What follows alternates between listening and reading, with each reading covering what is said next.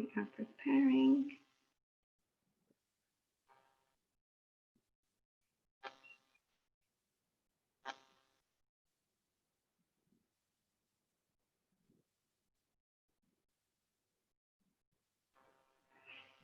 Okay, we are broadcasting in 2 seconds, Marianne. Go. Okay.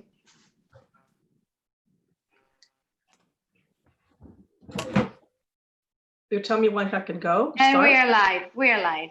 Okay. All right. Okay. Hello, everyone. Welcome. Thank you for joining us at the ILC Global Alliance's webinar today. It is titled A Caring World, Responding to the Impact of the Coronavirus in Long-Term Care. So my name is Marianne Cao. I'm the president of ILC Singapore and also the co-president of ILC Global Alliance. So before we start, there's always some housekeeping matters to go through. So just a few points, bear with me to go through that, and then we'll start the panel proper. Firstly, the internet issues may occur and may affect the sound and the video. So please bear with us if something like that happens. Secondly, if you do have any issues with the audio or video throughout the webinar, then you can try maybe connecting with the Ethernet cable or perhaps through the hotspot on your phone. And thirdly, if you do get disconnected for some reason from the webinar, you can always join back in again using the same link that you joined in the first place, the link that was emailed to you for this webinar, okay? And then, of course, when it comes down to the panel, you can interact with the panel. You can use on the bottom of your screen, there should be icons for chats as well as Q&A. You can use a chat icon for communicating with the panelists as well as the delegates. And this week, you can use a Q&A panel for any questions that you want to pose. You can use post those questions throughout this session, and I will also remind you from time to time. And of course, you are invited to post comments in Twitter. And you can use the handle @ILC Global and the hashtag #ACaringWorld. So it'd be great if you can share this webinar through your personal as well as organizational channels and make this information available to as many people as you can who will be interested in this. And then lastly, this webinar, just to know that this will be recorded and it will be uploaded to the ILC Global Alliance website, all the ILC centers around the world website, as well as our contacts. All right. Now, just a word about ILC Global Alliance. The ILC Global Alliance is a multinational consortium and consists of 16 member centers across 16 countries. And we all share a passionate mission to help societies address longevity and population aging in a positive and productive way. This is our 30th anniversary, and it is unfortunate that we're marking this year with this pandemic, but it also gives us the opportunity to bring the center together and share our experiences, our perspectives, and hopefully the insights from gatherings and discussions such as this, that the information will be useful for others in addressing issue moving forward in terms of caring for our older people. Now, of course, we all know the coronavirus affects all kinds of people, but it certainly hits certain groups of people more than others. And certainly the older people who are living in long-term care are those who are most particularly vulnerable to the impact of this virus. And in Europe alone, it has been estimated that perhaps even up to half of the total number of coronavirus deaths have occurred with older people in long-term care facilities. So I think in order for us to be able to think about how we can take care of older people, how can we protect them? How is the policies responding to the COVID for older people? How the practitioners on the ground, how the community responding to the older people in long-term care? This is kind of experience that we want to share. The coronavirus is not going away anytime soon. So at this point, we have sufficient experience to be able to share. Hopefully we will do a better job moving forward for the next year or two that we may be dealing with this situation with coronavirus and how well we take care of older people who are living in long-term care facilities. Okay, so without further ado, again, I can remind you to post questions whenever you can throughout this session. But I do want to now move on because timing is tight and we have 10 centers, 10 presidents from ILC centers presenting. The first person I would like to introduce on our panel is actually Professor Julie Biles. Professor Biles is the president of ILC Australia and has many years of experience. She's from the University of Newcastle and she holds multiple important portfolios there, including being the Global Innovation Chair of the Responsive Transitions in Health and Aging, being a director of the Research Center for Generational Health and Aging, and a director for the Australian Longitudinal Study on Women's Health.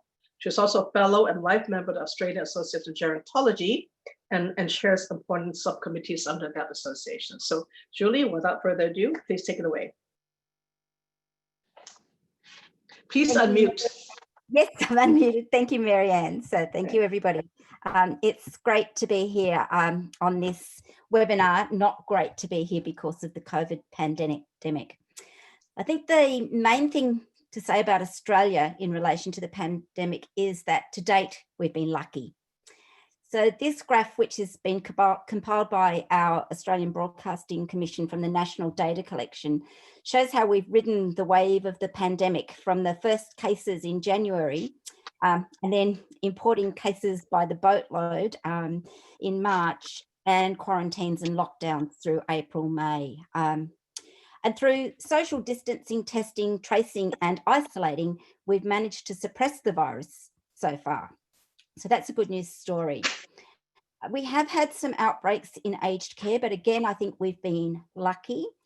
We've had 69 cases in residential aged care and 29 deaths. And we've had 31 cases and 3 deaths among clients of community care. So I think that's pretty remarkable, really. Most nursing homes have been in some form of lockdown since the pandemic started, with really strict restrictions on visits and visitors. And there's been some concerns about isolation of older people, the impacts on their quality of life and their access to health and medical care, as well as access to their families and their families' access to them. The media have reported on some stoushes between aged care providers who want to protect their residents and their staff too from infection, and the government, which has called for greater access. However, I think by and large, the community have been supportive of the aged care industry for the approaches they've taken to try to protect the residents.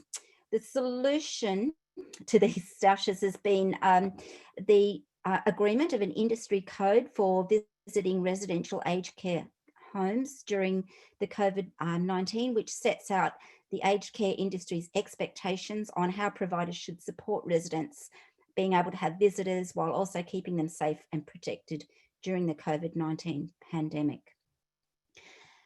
The handling of the pandemic and responses, whilst they've looked pretty good, have not been without criticism or concerns. Australia was already in the middle of a Royal Commission into quality and safety into aged care, and the COVID-19's highlighted the weaknesses in the aged care system. I think it's also highlighted the best of aged care in terms of the dedication and the innovativeness of the aged care staff. In our own research, we've been surveying 3 age groups of women, and the older women of those 3 groups who are in their 70s have reported more stress than usual, and some issues about concerns for their older parents who are in their 90s. In some cases, they've taken their parents out of aged care, and in some cases, they're worried about how their parents are faring in the community. Those women in their 70s, while they report more stress than usual, they have less stress than the younger women who are in their 40s, and less stress again than younger women again who are in their 20s, who are having difficulty maintaining work, looking after children, and all sorts of other concerns.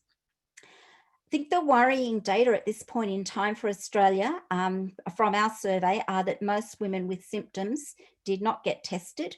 So whilst we're relying on testing and tracking and social distancing and isolation, those systems that are protecting us at the moment may fail.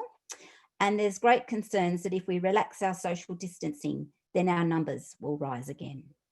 Thank you. Thank you, Julie. That was very succinct. I think we share some of the same observations in Singapore with the caregivers in particular. So I guess we'll talk about that a little bit more later. So the next speaker I'd like to introduce is Dr. Eva Homevara. Dr. Homevara is actually the founding director of the consultant and the consultant geriatrician for the Center of Gerontology in Czech Republic.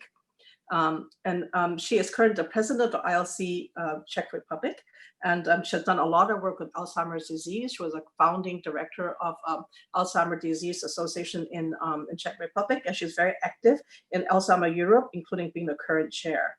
So Dr. Eva, can I invite you?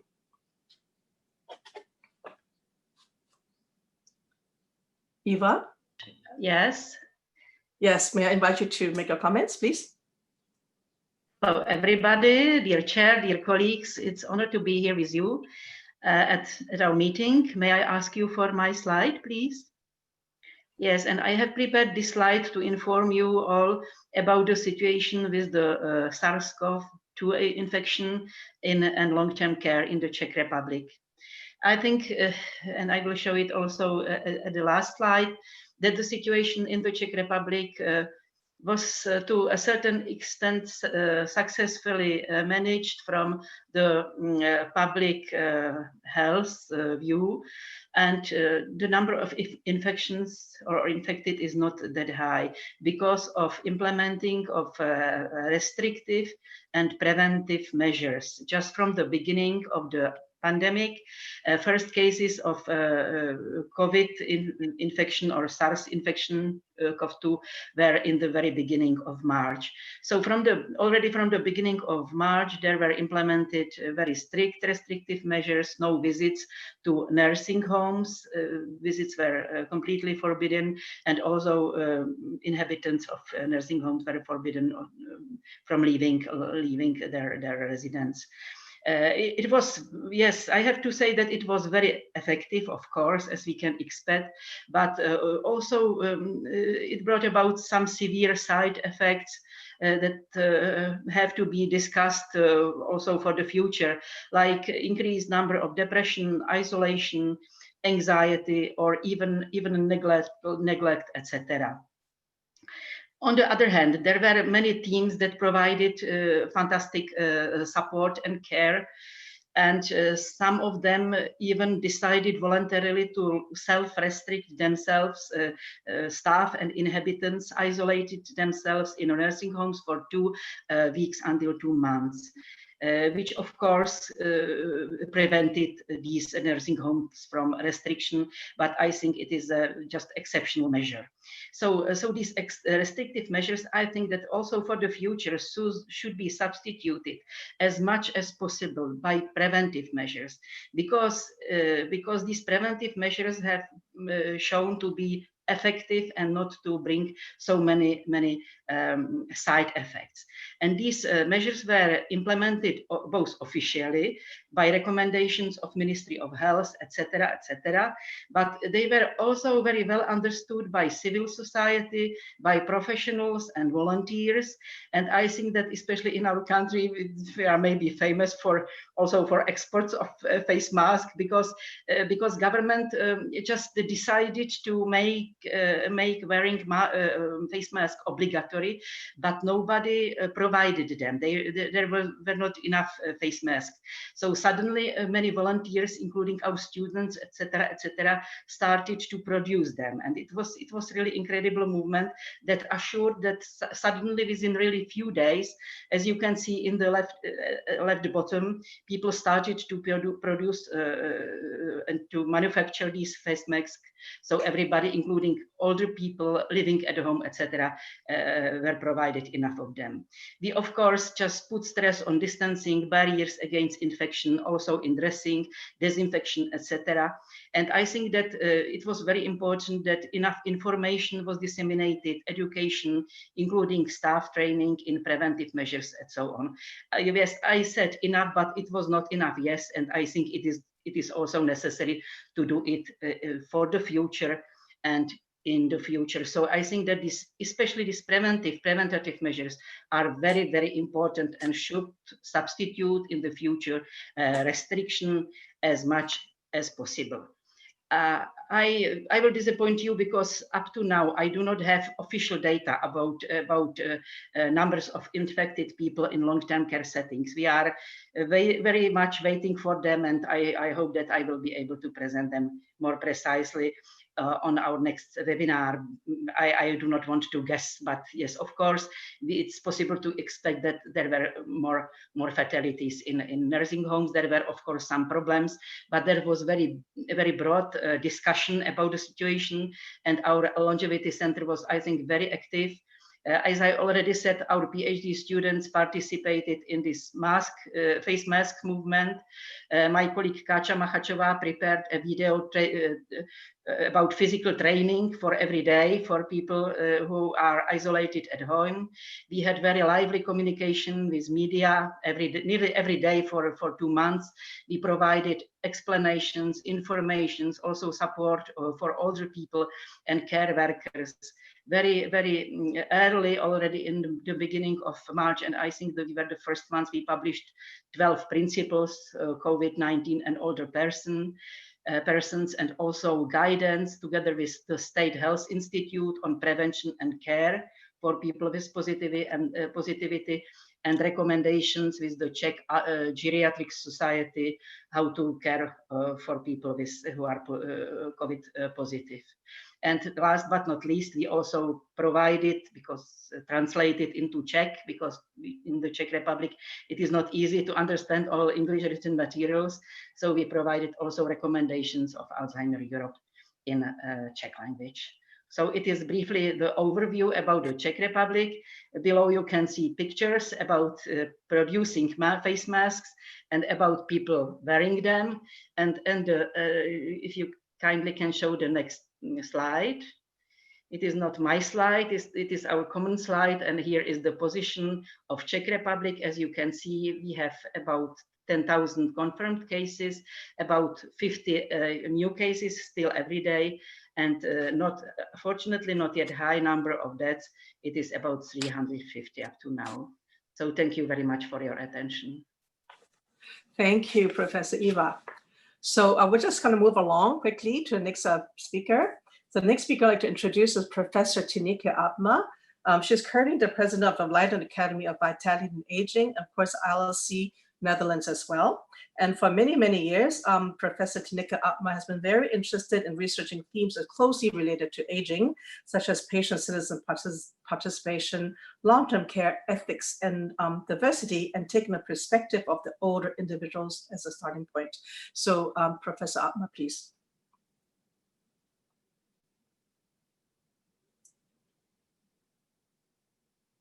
Tineke?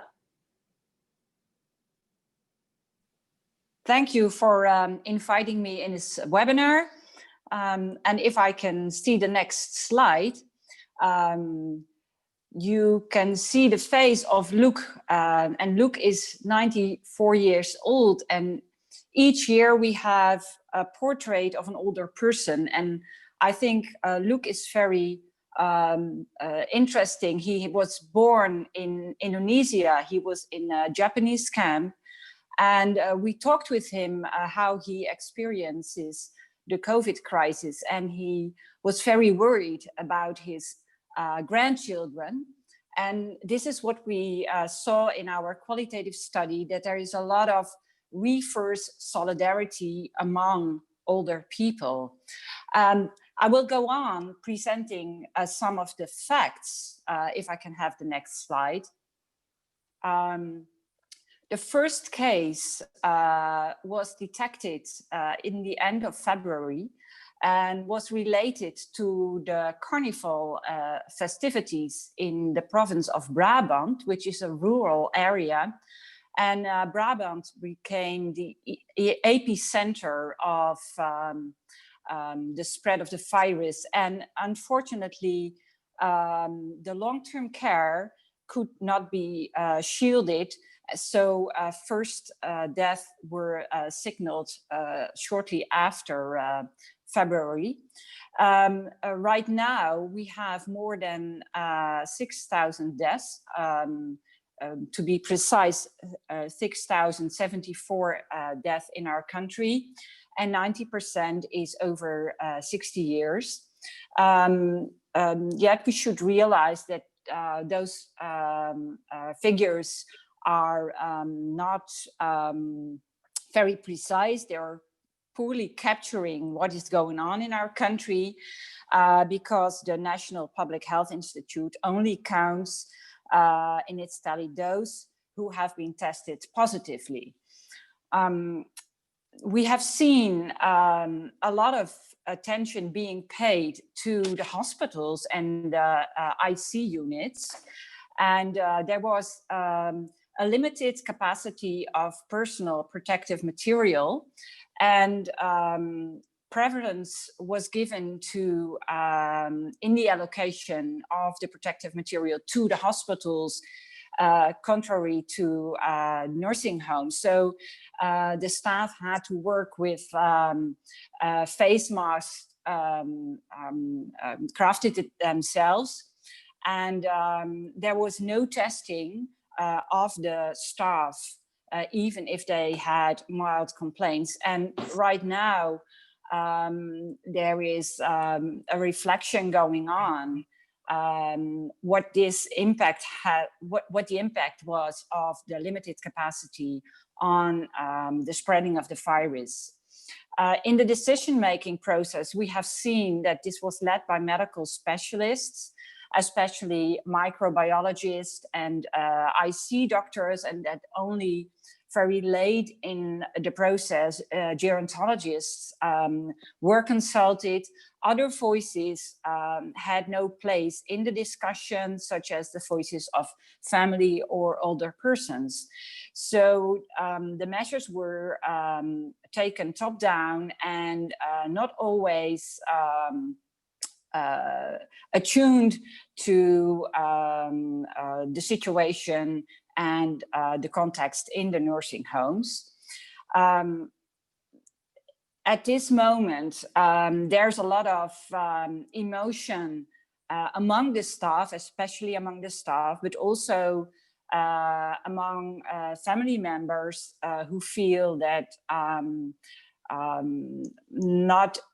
the government has not taken care of their interests, and that in the dilemmas which they have faced, not enough attention has been paid to their values.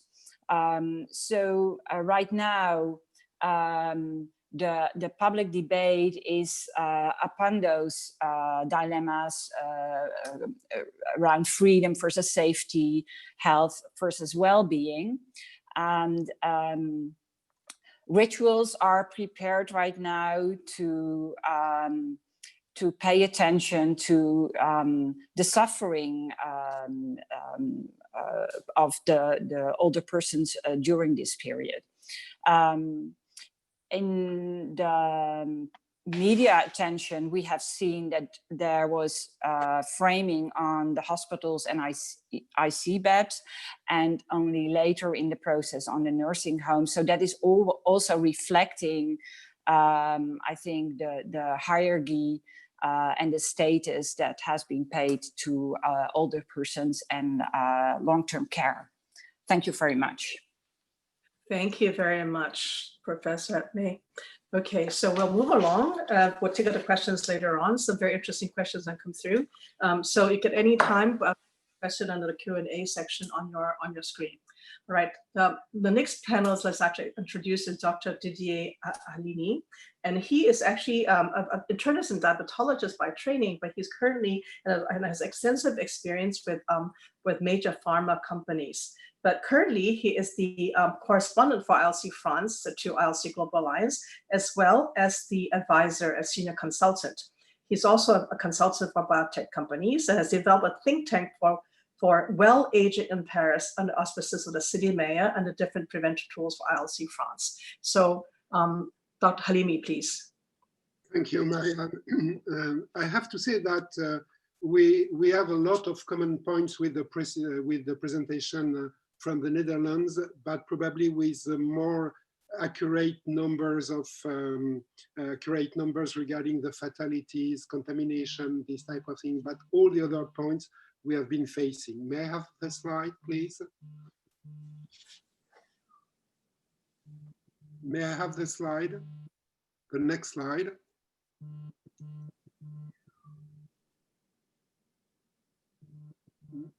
Okay, so it seems that there is a problem with the slide. So in fact, as you all know, France has been severely affected by this pandemic, and more particularly the elderly people. We are today in the late phase of deconfinement in the country, with nevertheless a maintenance of the social distancing in the country.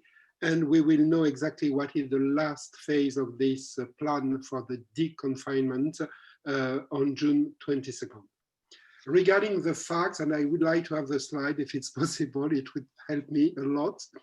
Regarding the facts, in fact, it's a health and human tragedy we're facing, with more than 29,000 fatalities in the countries, exactly 29,500. And even yesterday, we had another 28 deaths with 500 new cases diagnosed of the disease, meaning that we are really at the end of this first phase of the disease in the country.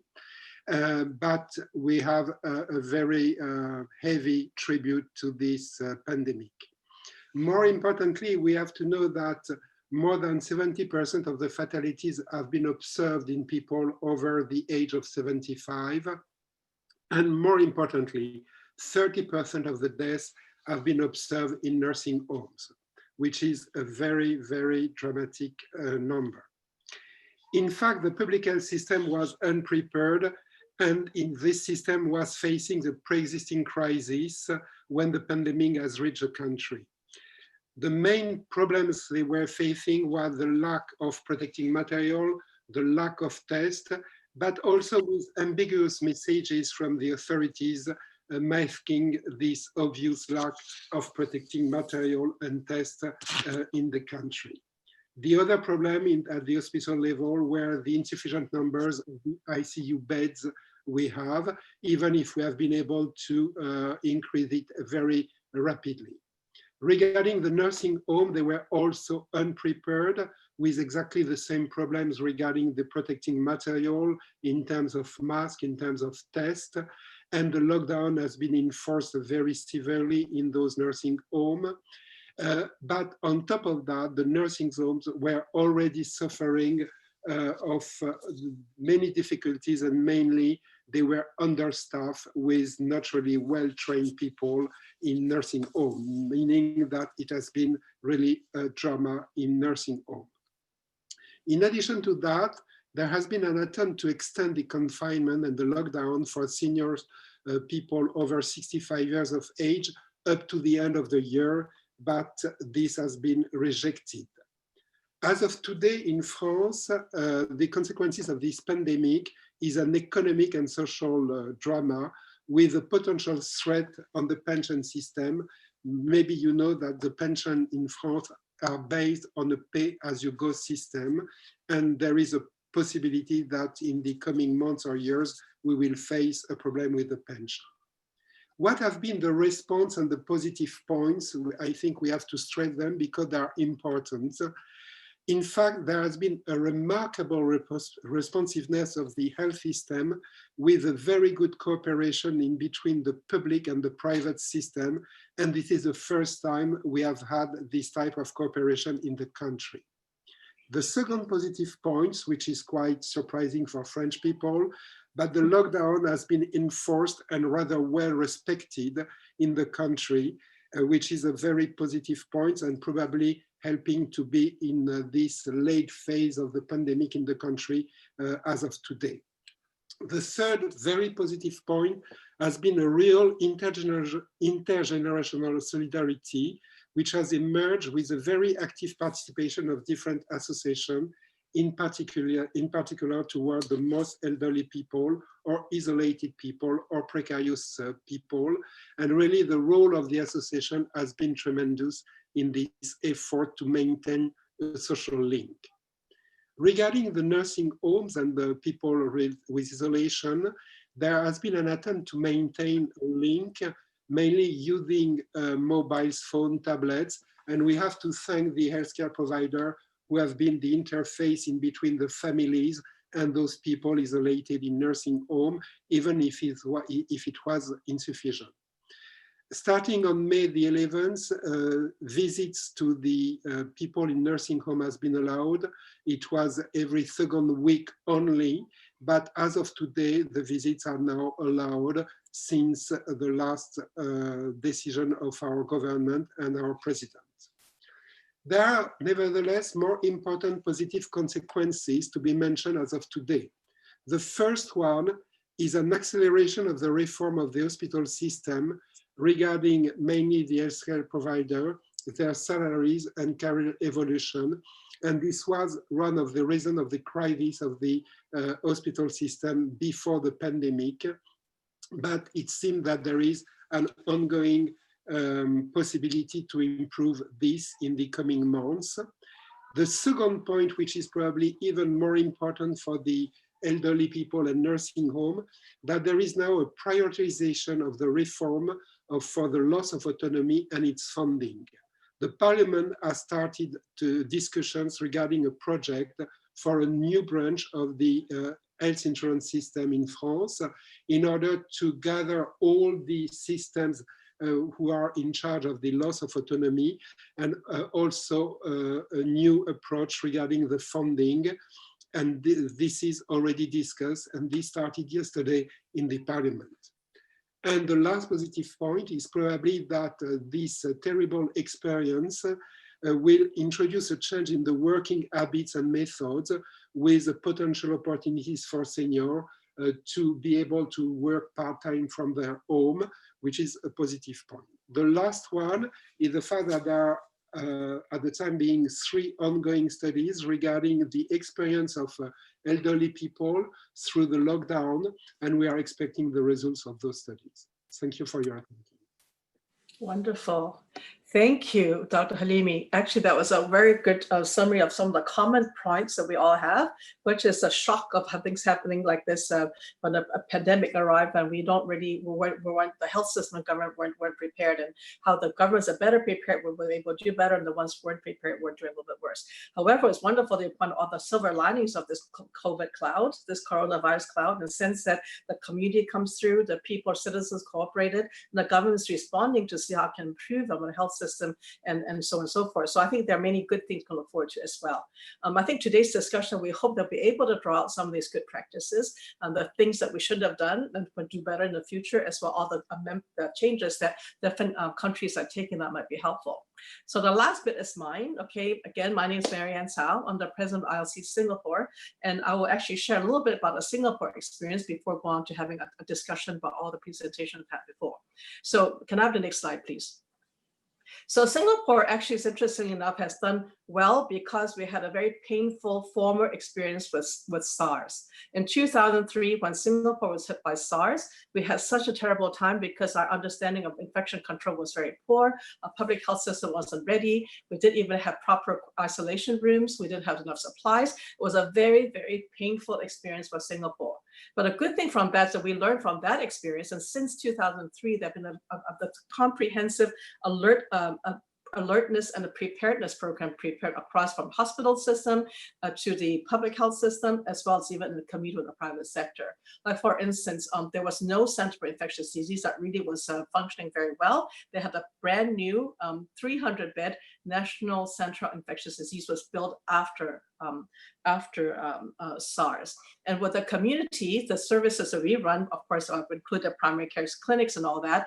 There are physicians, primary care physicians in the community, private ones who sign up to the system, who are basically preparedness clinics. We signed up with the preparedness clinics, and we were trained shortly after SARS. And basically, we all had knew exactly what to do when this pandemic called. We all have stockpiled our PPEs and all that sort of thing. So I think, coming from a painful experience from SARS, Singapore was relatively better prepared from the public health system, the facilities, stockpiling the materials and all that. So I think one lesson I think can learn from all the comments is that being prepared was definitely one of the key things. And like I said, it was a painful experience from SARS, but actually helped us from this much more aggressive pandemic to deal with. And as to the impact of long-term care, I think most of us have talked only about institutional care, but Singapore also have quite a bit, as elsewhere, have quite a bit of community-based care. And one of the key things that I think the government did very well was that there is an agency in Singapore, there's a government agency that sits between the ministry policies as well as and the practitioners on the ground as implementers. And that agency called Agency Integrated Care made sure that all the changes, all the data was very much coordinated. We had advisories every day practically about what the current news is, what we need to do, what the guidelines are, what kind of funding the government will provide. As a matter of fact, the very senior officer from the Agency of Integrated Care is on a chat group with almost every single providers on the ground that provides long-term care, both nursing homes as well as community providers. So it's a daily dialogue multiple times, so be able to have access to accurate information and what to do in terms of implementation. So I think that the preparedness of the government, of the public health and private system in response, and be able to have this agency that basically only works on long-term care and very clear communication channels have done this very well in that regard. Of course, we still had deaths, but luckily it's not so many. And the overall, as of today, there are 26 deaths, of which 20 are older people, and of which 4 were from nursing homes. And so 2 of the nursing homes were affected. We have about 16,000 plus beds, in nursing home beds, and about 2 nursing homes affected was 2 small clusters. And I think one of the reasons that I think the nursing homes done relatively well is because of very aggressive testing, very aggressive social distancing right from the very beginning. So I think that has really helped a great deal in managing the nursing home situations. I think recently we're just about to come up from a lockdown. We went through phase 1 of emerging from lockdown, and during that phase, all 16,000 nursing home residents were tested, as were all 9,000 workers were all tested. So make sure that nobody picked up of that whole exercise. I picked up a few, like 4, were pretty much asymptomatic and they were treated. So I think fundamentally the very aggressive testing as well as social distancing was very, very helpful. But in the community, same thing. The same agency also had advisory from the ministry in response to the community needs, the providers' needs on how to handle the community-based long-term care. Of course, basically everyone was told to stay home. Everyone was told to not provide service, and even for home-based as much as possible. And it was a very tense period because the needs are higher. We don't really know what's going on in the homes. Well, we are not able to do as much. And a lot of reliance was on telephony, on phone calls. And I think this is a time whereby social isolation was a very big concern. Support for caregivers was a big concern. And the whole digital divide between generations really showed up, because Singapore is pretty wired. But for the older generation, while everyone may have a smartphone, they're not savvy about getting on video calls. They're not savvy about using apps. And so those older people who lived alone, or elderly couple living by themselves, whereby they're not able to go to services, where the family members and community folk cannot come to the home, they were quite isolated. And I think that, I think quite a few talked about the impact on the mental health and well-being, balancing protection of the care of older people against contagion, while also looking at their psycho-emotional well-being is really quite critical. So I think to summarize, I think generally speaking, the few keys that we've been monitoring what's going on in the community as well as nursing homes. And I think, like I said, nursing homes in terms of health hasn't been a real issue. It's really about isolation, because families cannot come and visit. So it's only very recently that allowed family members come one at a time. Previously to that, they would just use video calls to come between the staff and the family members to help the family stay in touch with the older person who are living in the nursing homes. And in the community, it's been more difficult because those without families who are savvy to use some kind of a digital platform were not able to stay connected as well to others other than just using the phone. Of course, we're particularly concerned about people with dementia, because they are already, by taking them away from their usual structure, whether they've been doing day centers, whatever, is difficult. And then all the family members kind of all stuck in the home together. And maybe the family members not so used to taking care of older person all the time by themselves. So there are a lot of kind of stresses and mental health around the tensions between family members and family caregivers. I think this is there's some functional decline that we also see because of those living at home. They're not able to go to day center and they're not able to go out very much. And so therefore, some of them have deteriorated quite a bit over 2+ months of lockdown, from those who walked well to not walking so well, and those who are frail to become more frail. And so I think currently we're just beginning to come up from lockdowns, we're calling everyone back in to see how they're doing. So I think, to summarize, I think Singapore, I think the preparedness very helpful.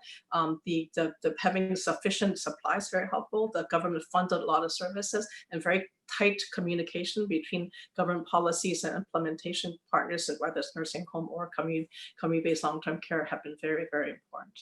So that summarizes my comments, because we're running a little bit late. So I think with this moment, we'll move on to having some Q&A session. I think we have about 15 minutes. So we have quite a lot of questions here. So we can maybe take a look and see if we can answer some of those questions. I think quite a lot of questions really about the loss of the social isolation, impact on mental well-being, as well the loss of autonomy. I think particularly, Dr. Halimi had talked a little bit about the sort of the issue of how coronavirus and lockdowns had affected on people's loss of autonomy. Would you like to speak to that? Yes, I think we were already in a phase of a reform for the loss of autonomy in the country, because obviously there are different bodies in charge of this loss of autonomy, different sources of funding, which are nevertheless insufficient.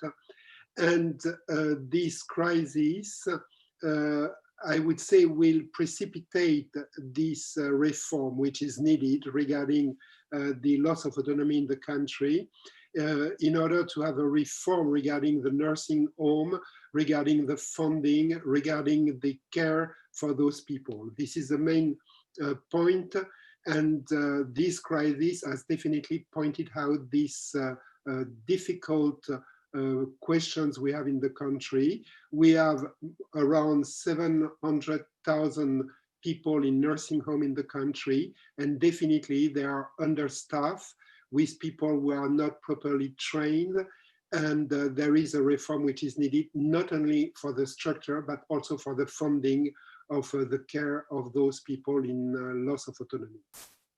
Right, thank you. Yes, I think definitely that this pandemic really shows up the need to reform a lot of the practice in nursing home facilities, and so that they can provide better care ongoing, as well as be more prepared to any kind of crisis, such as pandemics such as this.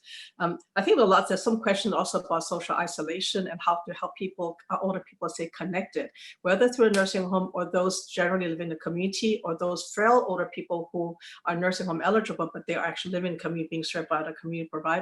I think the lockdown and asking older people to stay home, because even in Singapore now, if you're over 60, if you're very healthy, they're saying stay home, because as the statistics in France and elsewhere, the number of the people that are most affected by COVID, the ones most likely to get sick in ICU, the ones most likely to die from it, are people older. Of course, older people are very different, but nonetheless, across the board, there's a tendency to pay attention to older people, in which case there's a tendency to say, stay home, don't come out, don't come to work, and things like that. And even as the lockdown eases, there's a tendency, certainly from Singapore point of view, is actually still the older people are the ones who are going to be, the liberalization will come out the latest. So whether or not in the future, the people who will either be locked in because they are afraid of being coming out, or because the COVID is going to have another wave, then what are those issues that we're seeing in terms of social isolation, loneliness, and boredom, and how is it impacting on the well-being of older people all around? So perhaps I could just ask everyone to comment on it. I think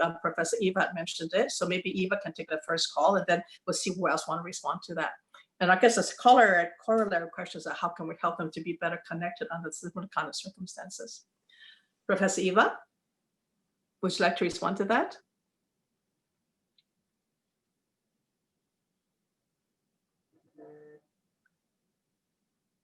Eva?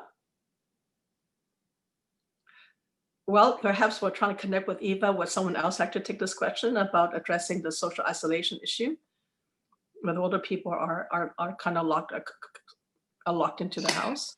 I can perhaps say something about the situation in the Netherlands. We indeed see that people suffer from social isolation and boredom, but we also see in our qualitative study that people are very resilient in terms of becoming digitally skilled in a very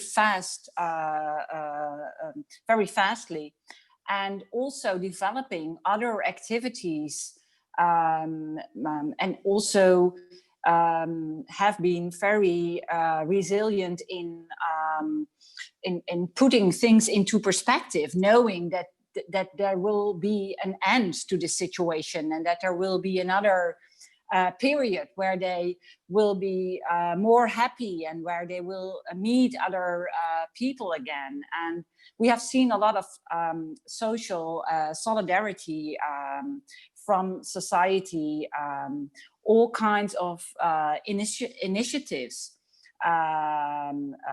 developed by citizens to reach out to older people. So the positive elements that DJ was presenting, we have seen that in the Netherlands too. And I think we should be embracing and cherishing those initiatives for the future. Yes, indeed. Thank you for raising that point, because I think indeed while we worry about, vulnerabilities or health issues or isolation, indeed communities and families responded in amazing ways. And older people themselves, you're right, in the beginning when we first locked down, the people who wander around outside were actually older people, often those who live alone, because they didn't quite, the communication was a bit difficult in the beginning because of languages and access to information. And they were in the beginning feeling very isolated, but very quickly they adapted to the situation and were able to cope quite well. And the community responded very well. And some older people now is very, very motivated to get over the anxiety or fear over the sort of technology, because they really feel that they must get on the platform. So we've been starting to work with older people, say, I've got to get you on a WhatsApp or Zoom. And before they would say, oh, no, this is difficult. But now they say, you know what, I need to do this because this is how I can get connected. And those who can use a digital platform is so much better. So I think there's a lot of silver lining in here that we should also share, because those I think that can actually collectively make things a bit better. Okay. I would like, there's also some. Do you hear me now? Do you hear me? Can you hear me now? Please. Yes, yeah. Sorry, I just my microphone was off, so now it's better. I would like to agree with Tineke. I think the situation also in the Czech Republic was very similar, and we were surprising how wise were older people, how they were able to translate those measures into their lives. And the second surprise for us, or not surprise, but a positive thing, was also about these modern technologies, because they were using them much more, and the connection was functioning, and also this intergenerational solidarity, support of younger people, etc. So I think it was really very similar. And there was also one question about, if I may add, about face masks and people with dementia, and it was also surprising because people with dementia accepted, most of them also, even this fact. So I think it was a very, to a certain extent, also very nice and positive experience. Thank you, indeed. I think the fact that older people can address is always something that shouldn't be surprising, but it's always wonderful when we do hear it. So I think about the question about Alzheimer's disease, older person with Alzheimer's disease or dementia. Yes, there's some question about masks, but also some questions about whether or not how well they were able to cope and how well the families were able to cope.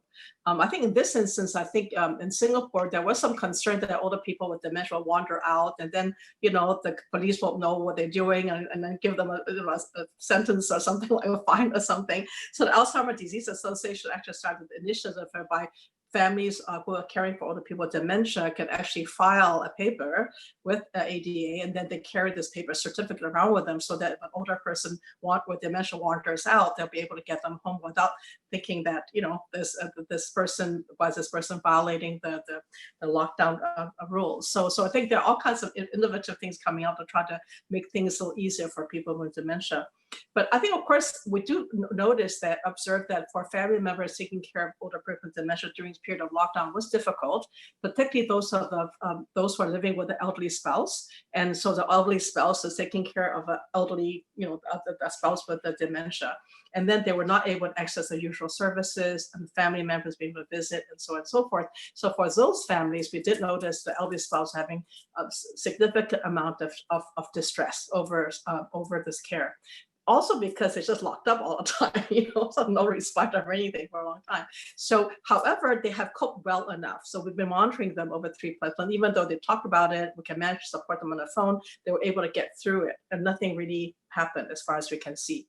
So does anyone of the panelists have any observations from how families taking care of older people with dementia were able to deal with this situation? Julie, would you like to comment on that? And also Eva, of course, you have a lot of work with our Alzheimer's Disease Association. So I think one thing that concerns me from the data from the surveys that we've been doing with people in the community is that some people removed their family member from aged care and to care for them themselves. And I think during the pandemic, when people were working from home or otherwise in some sort of situation where they may have had a bit more time to be able to take, and different circumstances to take care of the person, that might be all right. But it leads me to worry about what will happen when things return to so-called normal, and what will happen for that person then, whether they'll be able to continue to care for them. And I noticed that Mike Rangi's asked the question about whether we think the pandemic will lead to the end of the use of institutions for aged care people, and or even aged care in general, whether people will turn away from it in general and get some sort of distrust of it. I think it's a risk, but I think there's also an opportunity there for long-term care systems to adapt and to respond and to become innovative and to think completely differently. And if we can make the most of that opportunity. But the other thing I would talk about too, because we've been talking about autonomy, and what we haven't talked about is vulnerability. And we keep hearing about older people being vulnerable, and they are more vulnerable to the effects of the virus, physiologically, biologically more vulnerable. I guess they're more vulnerable to the effects of the lockdown because they are vulnerable to social isolation.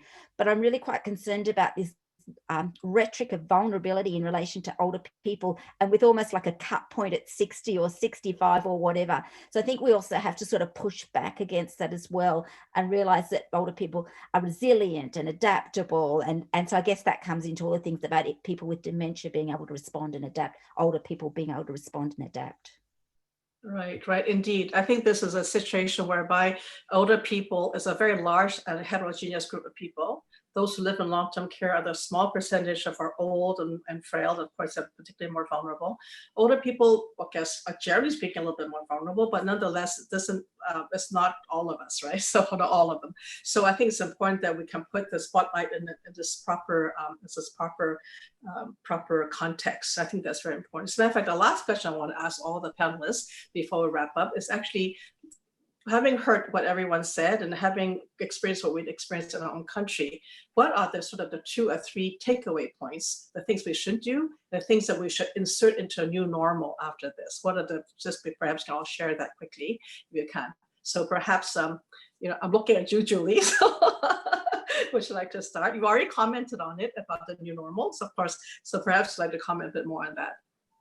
Yeah, so the new normal, I think we have to keep in place the social distancing, which is difficult. Mm-hmm. And I think we have to learn as a society how to behave, not have our normal social interactions while maintaining that distancing. I think we're learning to adapt to that.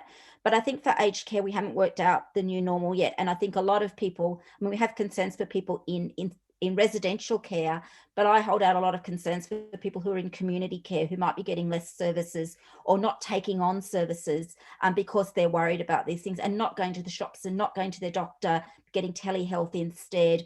And so I think we have to create some ways to adapt to create greater social interaction while maintaining the safe physical distancing that we need for infection control. That's a very important point. That's also related to the idea of vulnerability, and does it affect every older person the same way? And it certainly doesn't.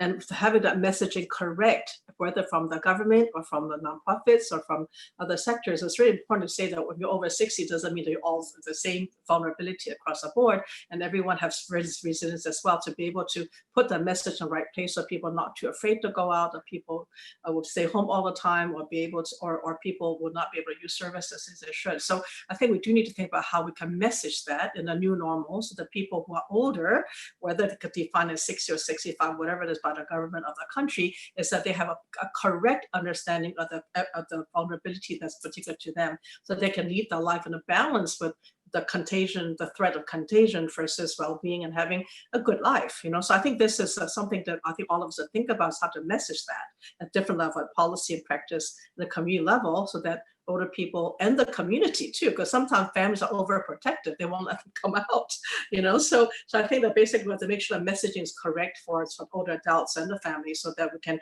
have a good balance between protection and well-being. Thank you for making that really important point, Julie. So Didier, would you like to comment as well?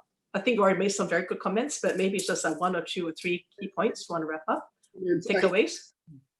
Yes, thank you. I think it's really important. We had a top-down decision for a lockdown with those social distancing. And I think that now it has to be a bottom-up, meaning that everybody who is autonomous has to consider himself as responsible of what he has to do in terms of social distanciation. Because obviously a person who is 65 years old with hypertension, diabetes, or any chemotherapy has to understand that he has to do something for himself and for the community, and not something which has to be imposed from the top to the down. That's the first point. And the second point is definitely that, at least in my country, but probably in other countries, the long-term care system has to be reviewed in terms of personal training, financing, in order to offer more decent conditions for people who have lost their autonomy. And it's ongoing in the country, at least. Right. So I think this is a very important point as well. I think all of us have observed already in communities how when community, ground up and top down come together, it works very well. I think definitely worked well in Singapore, and also in France. The response from the government is very good. But I think putting everything together, everyone has a place of a role to play. Let's put it this way. So I think this hopefully will highlight the importance of the connectedness of different sectors, from government to community, older people, and everybody in between, to be able to tackle these pandemics together. So I think that's also a very, very important point. It's not just top down, not just everybody out there doing it by yourself or just sickness from yourself, but really that connectedness is very important, and reviewing the system. I think a lot of I think for Singapore, we've been lucky enough that you know, we've done fairly well, but I think there are cracks as well that we need to review the system, our long-term care system. So I think this is definitely a good opportunity to advocate for the government and the related stakeholders to review the long-term care system and how interface with the acute care system, and whether or not how can improve upon it. So I think that those are big pieces to do, but hopefully, you know, with the ILC Global Alliance and our partners will be able to advocate for that within each country. So, okay, that's really, those are very important points. Okay, I think we have, let me see, Eva, Professor Eva, would you like to say yes, comment on this? I would like to. Yes. Do you hear me now? It's okay. Yes, perfect. Yeah, okay. I would like to say that the pandemic brought us to new things, new virus and new disease. But all other things in long-term care are our old, very well-known problems. And the pandemic only showed them, it made them more evident. And I think that we have to go on in solving understaffing, underfunding, under education, too big institutions, and everything what is very well known for a long time. And now I think that also the societies understand better that these problems are really problems and issues, and they should be solved. Thank you. Yes, indeed. So lastly, Professor Abne. Tanika, can you hear me? Yes, yes. Okay. I think we see a lot of applause for the nursing staff right now in society, and we all feel how important they are. And I would hope that we endorse and continue the value for these people for the future of long-term care. Indeed. Thank you for reminding us that we need to salute all those frontline staff. And I think whether it's a nurse or they're not social workers, and many of their frontline workers are personal care workers and the food delivery people, all those many unsung heroes really who have done so much to make this whole pandemic somehow more manageable. So I think in this moment, I would like to wrap up. I would say that definitely the many points to take home. Clearly, preparedness by the government is very important. So hopefully, as much as Singapore suffered from SARS, and we learned the hard way for this time around, but we were better prepared, the other governments also learn from this painful experience and be better prepared in terms of the public health system, long-term care system moving forward. And certainly some of the systems, long-term care systems of gaps have shown up because of this. And of course, one of the key take-homes is to see what does it take to reform long-term care policies and practices so that older people will live better in those facilities in normal times, and certainly when it's crisis, they'll be much better, will be better taken care of. And then, of course, from the community side, it really takes a concerted effort for entire societies to tackle this kind of pandemics. And we should rejoice in some of the very positive things that happen from community up, how community neighbors support each other, how resilient older people are, and how government, private sector, government sector, and the people sector, when they come together, it is so powerful and so wonderful. And of course, on an individual level, we also like to salute the older people who are very resilient, particularly those who are struggling with the tech. I'm not great with tech, but I'm very inspired by the fact that they're struggling with it because they want to get on top of the wave. One older person said to me, he said, not being able to use these devices makes her feel even more helpless. She felt marginalized. She felt powerless. And then when she said, "As moment I'm getting out of this lockdown, I'm going to learn how to use these devices because I want to be part of the generation that continued to stay on top of things." So it's quite inspiring. Anyway, on that note, I think that we have plenty of food for thought and things we need to do when we take home. So I'd like to end this section here and move on to the next section. And I'd like to have the pleasure of introducing the next moderator, the moderator for the second section, which is my co-president and ILC Global Alliances, Dr. Rosie Pereira. So Rosie is the first woman geriatrician in the Dominican Republic. And of course, she's a president of the ILC, and the first ILC in a less developed country. And I think Rosie has been a member of ILC Dominican Republic, has been a member of ILC Global Alliances for very many years. So Rosie is really well known as a writer promoter of the Code of Rights for the Dominican Republic. And she's a past president of the Dominican Society of Geriatrics and Gerontology. And she's a vice president of IMPEA. So in 2018, Rosie received the Medal of Merit, which is the highest honor given by the Dominican government to women for long-standing defense of the human rights of older adults. So Rosie, please, over to you. Thank you, Marianne. Thank you, Marianne, for chairing this very enlightening first session. Since we are running a little bit late, with further ado, I'm going to introduce our first speaker, which is Margaret Gills. Margaret Gills is the founding president of the International Longevity Center Canada, is an award-winning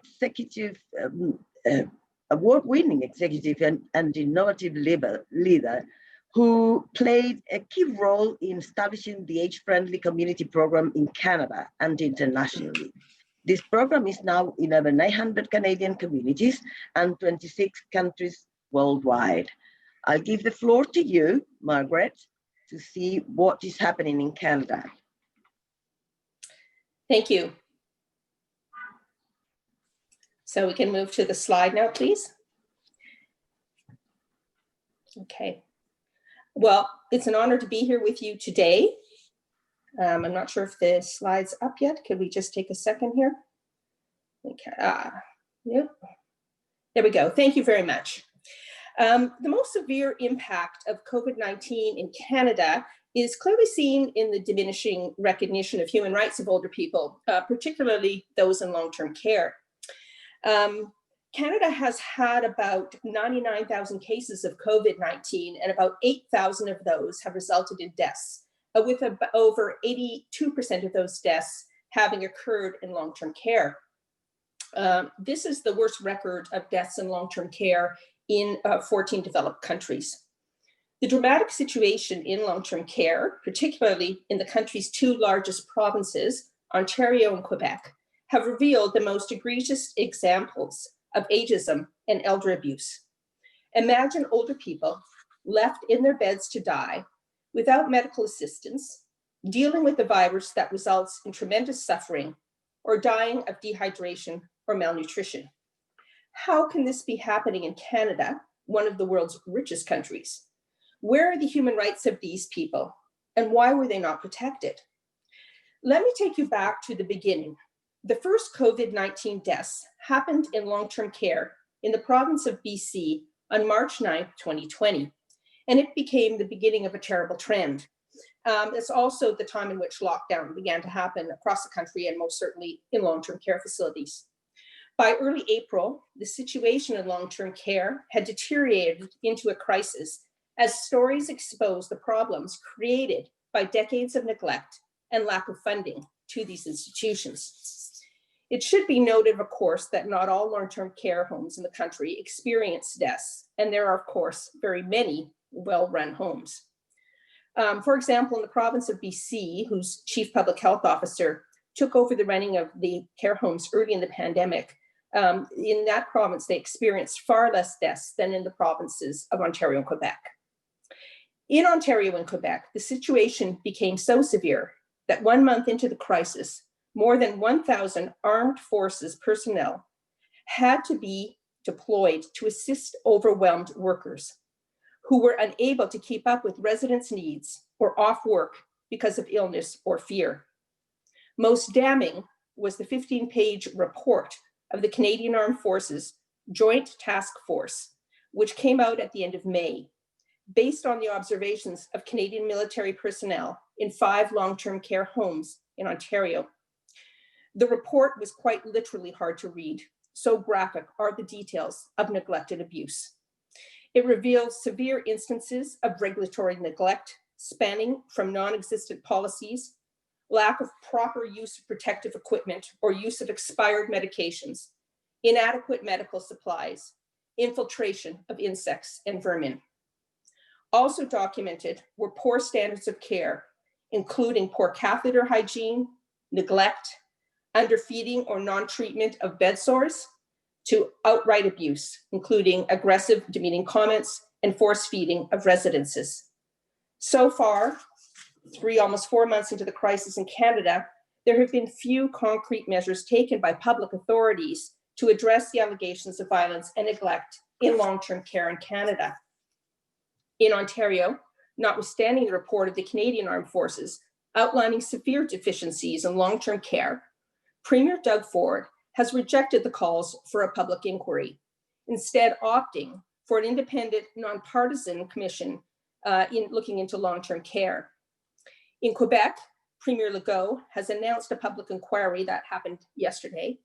And in the meantime, the province's ombudsman has announced investigation into the province's long-term care homes, and 3 professional organizations, doctors, nurses, and licensed practical nurses will be holding joint investigations.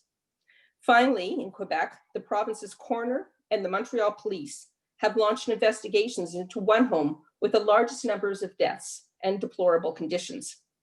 The atrocities in long-term care homes, which were so carefully documented by the Canadian Armed Forces report, is undoubtedly linked to ageism in its most hostile form.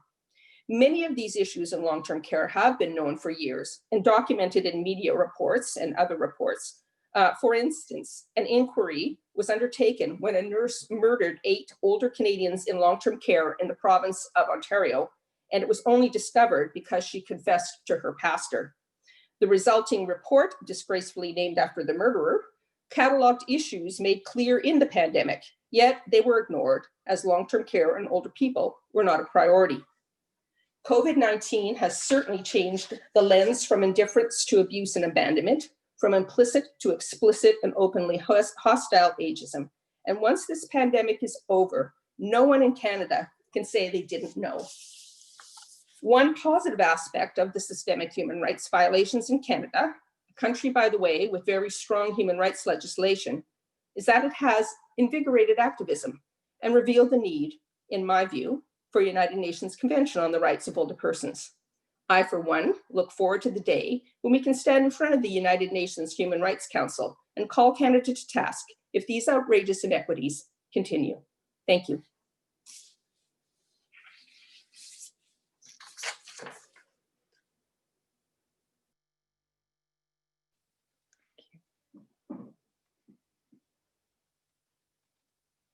It's all gone.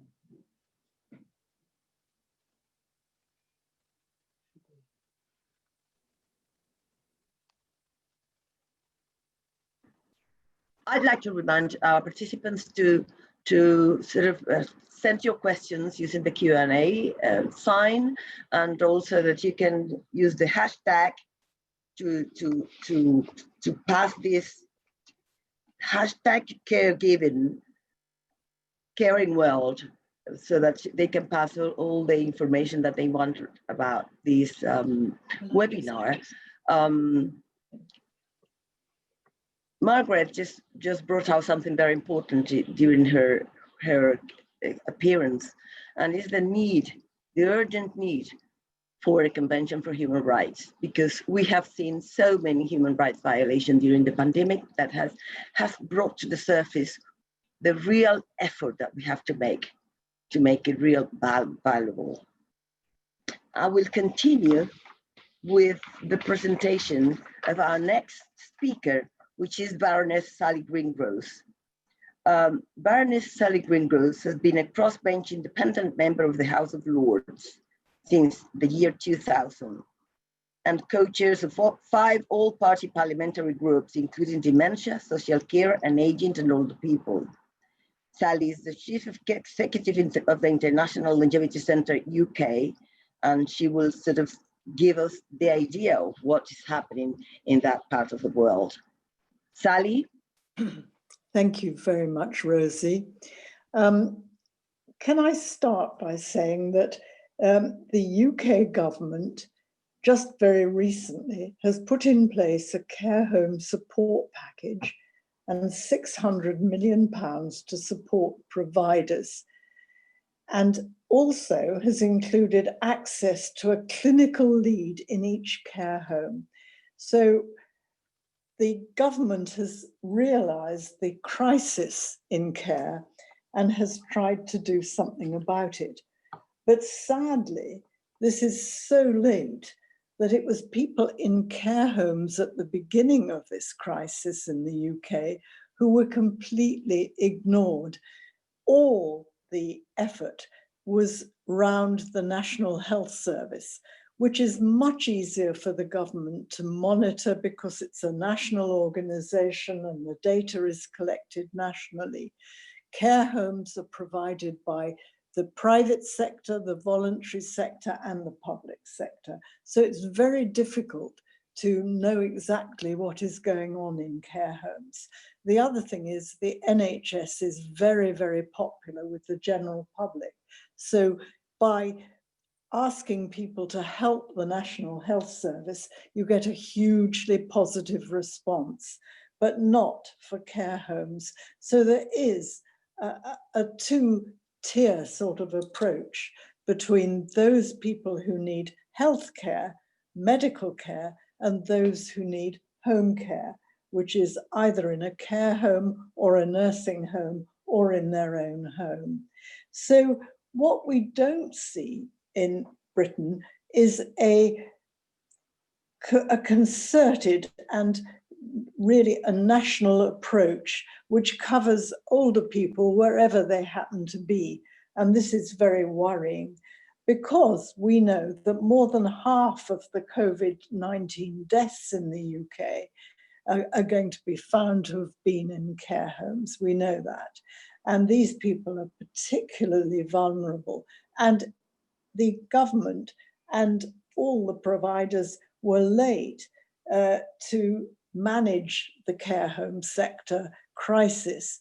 And it was even impossible to get PPE to people in care homes. So not only were the older people vulnerable, but the staff in care homes were very vulnerable because they weren't properly thought about, because it's a very variegated sector. It's difficult to get the statistics.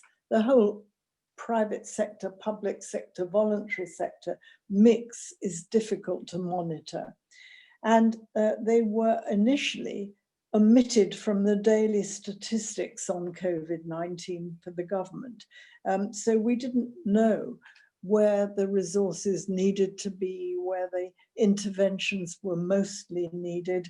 And we now know that the people in care homes were the worst affected, and they are really a very high proportion of people who have died of COVID-19. So 1 in 4, really, we think, are people in care homes. It's very, very serious. So not only is it a difficult situation, but people with dementia, and a high proportion of those in care homes have dementia, were much higher than in previous years. So we think that 1 in 4 people who have died from COVID-19 in the UK also were suffering from dementia. And this is a very serious omission, very serious indeed. So the government's failure, because care homes weren't even mentioned at the beginning of this crisis, so people have actually now, they feel so worried about the care home sector that they're terrified of a relative going into a care home. So we've now got a lot more people at home being cared for, but not being very well cared for because of the isolation, because of the crisis, not being very well cared for by their families and friends. Huge numbers of volunteers have come in and are doing a huge job, a wonderful job, but we're very, very worried about our older, vulnerable population who should be looked after in an appropriate care home and are not. And sadly, the trust in the care home sector has fallen rather because of all these delays and the ignoring of this sector by the government for the first part of the crisis in COVID-19 deaths and illnesses. So very worrying indeed, something we all, I think, feel in whichever country I've been listening to. It's all the same sort of worry, but I think it's been aggravated in this country of mine by the different management structures and the different funding provision, and indeed, in some cases, has been totally ignored. Thank you. Thank you very, very much, Sally. It is indeed worrying the way that governments are actually tackling older people's programs, the fundings of those programs, the health system, the backing up of good health systems, health services for older people. That has to come to our minds, and we have to continue fighting till we get what we want for everybody. I think the idea of having a world better for every age is still in our minds from years before, when the United Nations put that as a theme. We will continue our panel with the introduction of Professor Ricardo Jauregui. Dr. Ricardo Jauregui is the full professor of geriatric medicine at the University of Buenos Aires. He's a member of ILC Argentina and is the president-elect of the International Association of Geriatrics and Gerontology for 2021 to 2025. It is my pleasure to introduce Professor Jauregui, and I'll give the floor to him.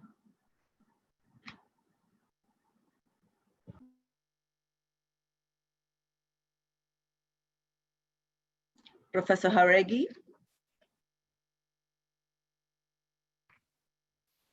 Now, you hear me? Yes. Yes. Good morning. Thank you very much for the invitation. Could you please put the next slide? Thank you. Next one. The next slide. Okay. Thank you. Well, I give you some data from what is the situation in our country. Our country is a big, huge and wide country, and we have many big cities, and the principal cities affected by COVID are the capital city, Buenos Aires, and the Great Buenos Aires, that is about 15 million people living there. In Buenos Aires, we have till today in long-term care residencies, only 93 of 600 long-term care residencies in our city affected by the COVID or with positive cases from COVID. So there are not so many. We have only 77 deaths. That is important. And for today, because this number is for the last week, we have about 600 positive cases in there. So the situations imply that we have in the city 18,500 old persons living there. So there is a rate of 2.7% of positive cases and a total mortality rate of 0.4%. It's not very high. And we have not a big problem nowadays in our residencies in the city. In those that have COVID, the rate is 15% of mortality. And comparing with those over 80 years old or older in the community in the city has a higher mortality, but it's because it's about 20%. So in our residencies, we have not such a quantity of fatalities comparing with the total population in the city and in the country. In Argentina, we have 28,764 confirmed positive cases. Nowadays, about 800 to 850 deaths till today. That is a case fatality rate of 2.7%. It's not so high. We began the lockdown, our quarantine in the middle of March, and in the middle of April we had 5.4% of case fatality, but we not test the population and we have no idea what is the virus circulation in the population. So when we begin to test people in the streets, the mortality rate or the case fatality rates lows to this percentage that is not so high. So we think that we have not in a big problem, but we are spending for today about 19 days of quarantine in our country. And this is begin to be a big problem for us, because people is really tired about the situation, principally the younger people. I will tell you something about that in a couple of minutes. It is known for sure what is happening with caregivers at home. It's not known about what happened with caregivers at home or all the people living at home. And we think that we have a problem there. We have no data at all. And there is a problem because we really don't have the big picture to know what is happening with our older person there. Of course, infection are focused on big cities, as I told you, such as Buenos Aires and Great Buenos Aires. And older persons are fighting nowadays. We have a new investigation from the Buenos Aires psychologist faculty in our university, that our older persons are fighting really well in general. They show in some samples good levels of resiliencies, and they are coping very well with the distance, the social distancing. We ask for them, and they are managed very well their lives at home. This is in contrast of what is happening now with the younger people. They are anxious and very, very tired, and they are now really rejected the quarantine imposed for the government and try to go to streets. For example, here is a big movement of runners to go to make some running in our parks, etc. So all the people are really more, is really, they are an example for all the community in their behavior. So, of course, those that are in precarious situation because their low incomes of their fragility levels, they are in hard, and the 80% of deaths in our population are in those over 65 or 75 years old. We have good protocols in our residencies. Really, we work very hard in all of the governmental, ministries for perform good protocols for the long-term care residencies. The problem is the wide variety of them in the residence in terms of human resources quality, PPA, the personal protection equipment availability, cost of them, economy, circulation and of the people, workers here takes public transportation to go to the long-term care residences or to the hospitals or whatever, and this circulation is a big problem in our city. And we think that is the principal problem about the contagious of the spread of the virus in community.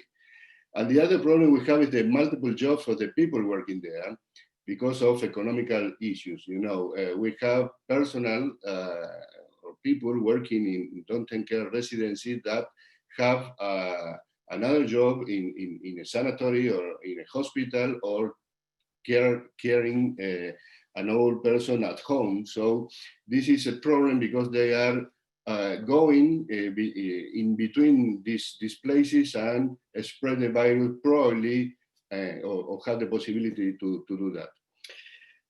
Of course, all the digital and intelligence, artificial intelligence technology are being used to connect and support our elders with a variety of responses too. We see that those with dementia, principally, in some cases, they disoriented in front of a big screen, for example, or for a tablet. Perhaps if we have not a caregiver with a good, knowledge about how manage this kind of situation, that is a problem and is not very useful to connect people, families with the older person with dementia.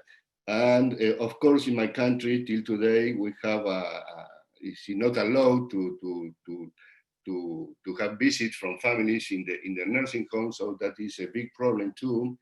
We are discussing this kind of stuff nowadays, but as we really have 19 days of lockdown, so it's a very long time. And of course, in this region, in South America, we have a worse situation, but that winter is already here right now. So we are beginning the winter next weekend, and the temperature is lowering, and really we have probably a peak of infections in the community next weeks or next month. And the thing is, we have 19 days or lockdown, and we are really in this, crossroad in the time. So politicians are trying to take decisions in this situation, and it's not very easy. As somebody told us early in the morning, here too, they have advisors that coming from microbiology or specialists in virus or in infection disease, but they might have gerontologists or sociologists or whatever. So they are very, very have a bias to the epidemiological data only, and perhaps our older persons living in the community and the nursing homes, they are really not in a very, very good situation nowadays. So my country now have not so many deaths, in these situations, but I think that the real problem is beginning in the next next time, and we must prepare for that. Thank you very much. Thank you, Ricardo. You're absolutely right. In Latin America, we are having perhaps more problem than more developed countries, but some of us have become a great part. It's played a great part in the death in the pandemic, especially Brazil. Brazil is the hot spot now in the whole of the area. I think it's the second hot spot in the world in death rate. And you can see that it will all depend on the rapid participation of the government, the active participation of the government. We have seen that in the United States, we have seen that in Brazil, and in other countries where the governments at first were sort of resilient. They didn't want to. They did this resistance to actually tackle the pandemic. And that has brought us the result that we had more people infected and many, many more deaths than the rest of the population of the world. We will continue with our next speaker, which is Dr. Sebastiana Kalila. She's an emeritus associate professor and a specialist physician in medicine and geriatric medicine at the University of Cape Town and Woolscore Hospital. She's the director of the Institute of Aging in Africa and the co-director of the International Longevity Center, South Africa. Sebastiana, it is your turn. Yeah, sorry. Thank you, Rosie. Thank you for the introduction and for the invitation to present at this event. South Africa has a total of 59 million population, of which 9% is over the age of 60. And I'm mentioning age over 60 because that's the age when one can get into a long-term care institution. Regarding the COVID-19 infection, South Africa reported its first positive case on the 5th of May, and the government put up level 5 lockdown on the 26th of May. The 26th of March, when over 1,000 positive cases were reported. As for yesterday, South Africa has got 80,000 positive cases, 1,700 deaths, with a case fatality of 2.1%. 52% of the deaths are in the male population, and 51% of the deaths are between the age of 50 and 69. At present, we don't have any specific mortality or positive infection data from long-term care facilities. Within South Africa, there are about 1,150 long-term care facilities that are registered, and of these, 415 are registered with the government under the Department of Social Development, and that is only 0.36% of the long-term care facilities. The distribution of these long-term care facilities is again uneven. It's largely in the urban areas. The long-term care facilities are largely managed by non-profit organizations and religious organizations. Only 8 of the facilities are really managed by the government.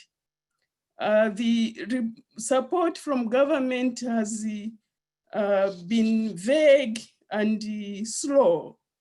When the lockdown happened, obviously nobody visited anyone, including those in the long-term care facilities. However, it was only mid-May when the government provided some directive that people in long-term care will not be discharged. There will be no admissions the visitations stopped with when the lockdown was introduced in March. And what they provided was the protocols and the guidelines to long-term care facilities, but no support to the measures that they had put across. Within the Western Cape, which is the epicenter where Cape Town is of the COVID infection and mortality, the Department of Social Development provided 200 face masks and 50 liters of sanitizer. That's the only support that the funded long-term care facilities have received. And this funding, which the government provides to its registered facilities, only covers 25 to 52% of the cost needed for frail care. So the long-term care facility managers did not wait for government to direct them on what to do. For the control of infection, what they did, those who could manage, they created isolation areas within the care homes where they kept non-positive cases and those who are negative separately. However, this has been a challenge. Looking at the staff member, they have limited staff members because of funding, which limits flexibility if some staff members become ill, for them to have adequate staff to provide care. And the second issue with staff is that most of them live in low socioeconomic housing, where even in their homes, social distancing is a challenge. And for them to come to work, they use public transport, and the sanitization within that type of transport cannot be reassured. It's the type of public transport where even respecting road traffic laws is not with them, never mind the sanitization. The long-term care facilities themselves had come up with the, probably to manage the transport problem, to have 1 week on and 1 week off shifts. But this was objected by the labor unions. So what the facilities do is that for staff, they will check them before they come in for evidence of any infection. And what they have done is created shifts and the areas where specific workers can work, so that if there is an outbreak of infection, it would be easy to trace them. They have also advised everyone to use cloth masks which can be washed, especially if they are working in low risk areas. So what has been done to keep the residents connected? It's like what people have mentioned: telephones, WhatsApp, and the videos. But this is a challenge because not everyone would manage to have these electronic equipment. It's people have been concerned since the lockdown. There has been unemployment, and a significant number of people were already poor in resources. So this has added additional stress in the families. Those who could not see their relatives, it has caused stress and confusion to the residents. During this time, because of the limitation in fundraising, the funds have been sort of earmarked for other needs in the country. They haven't been directed to long-term care facilities. And a death in a residence a long-term residential care means loss of the subsidy. They are not allowed to admit new residents. Therefore, their resources have been quite low. So long-term care facilities have been doing their best to provide the best care they can do both to their staff and to the residents. However, the isolation of residents is causing, as everyone has said, significant mental impact on mental well-being. And equally, the residents themselves and staff are impacted psychologically by the economic situation and the atmosphere in which they are working, where there is little support from government. A few long-term care facilities have reported that even when they report to government that they have a positive case or someone has died, the response has been very slow coming from government. Thank you.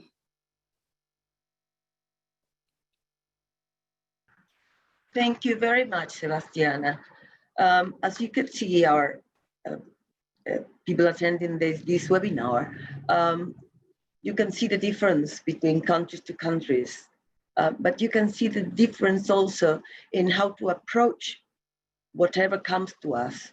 In this time of the pandemic, most of the less developed countries have had to be creative, very creative to face it, because the lack of resources, because the lack of preparation of our workers in long-term care institutions, and every single thing that is brought up when you have, I think it's not a development of the country, it's the development of the mind. Sometimes the developing goes with what you think. It's not necessarily, it doesn't necessarily have to be with how much money do you have. I think if you develop your mind, if the population develops their mind and nurture their minds, and the education is strengthened in all of our countries, the facing of difficult situation is going to be different. I would like to remind the participants to use the current world hashtag on social media and to use the Q&A icon to put up your questions. Finally, it is my part to present to you the situation in the Dominican Republic. The Dominican Republic has a population of 10 million people, and we have 10% of our population is over 60. Could you put the next slide, please? We saw our first case of COVID-19 diagnosed at the end of February, and it was an imported case from an Italian man, a 64-year-old Italian man that arrived as a tourist in our country. Once that he was diagnosed, he had been here since February, but at 1st of March is when we actually make the diagnosis.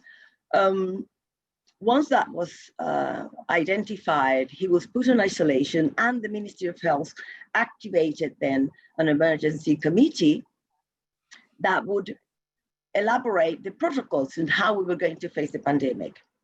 I must say that the government knew beforehand, before that day, the government knew that that was coming, but we had an election in our country in February, and they didn't want to bring that up. They didn't want to cause an alarm in our country and to put people, to alert people and say that they wouldn't be at risk and not attend the election. The government thought they were going to win that, and it was a municipal level election. We will have the next general election for the presidential and the senators elections next 5th of July, the 5th of July. What happened then, after that, think they knew we started on the 1st of March to prepare the protocols. And ever since, to the 16th of June, we have had 23,686 confirmed cases with 615 confirmed deaths, with a death rate of 2.5. As usual, most of them, and it's a large percentage of them, would be people over 65, but we have had contamination in every level. This virus doesn't discriminate age or race or influence or money. It doesn't discriminate. So we have had everything. We've had young children. The youngest one is a 12-year-old that he finally overcame the disease, but we have had it everywhere at any age. The majority of the cases are registered, as Dr. Jauregui says, in the main urban areas, the city, Santo Domingo, and the main cities. There was one, which is in the north, in the south, that developed the first hotspot in the country, San Francisco de Macorís, in the north of the country. There we have the main, the greatest number of deaths. That was fortunately controlled, and now they are sort of coming down. The curve is going down in that city. Regarding our long-term care facilities, we haven't done too bad. Why? Because as from the beginning, we have here a division which is in charge of, the director of all the services for all the people here in our country is the Council for the Older Population. And from the beginning, and the institutions that work here in the Dominican Republic, including our institution, started very early, sort of to say, from the 1st of March, we started our first newspaper interview, and we started sort of setting out a set of rules of how we were going to manage the infection in a long-term care institution and the risk on the older population, instructing the older population and the relative how they were going to take care of them and actually put them in safety. So far, we have in our country 29 old people's homes, but we've only confirmed 5 deaths in all of them, among all of them. And that success came out because the protocol established from the government, from the official protocol from the Ministry of Health, and also the instructions from the institutions in care of the elderly, public policies, was to be what we're going to do. The personnel that works in the long-term care institution was instructed they'll have to be confined in the institution for a month. We divided the personnel.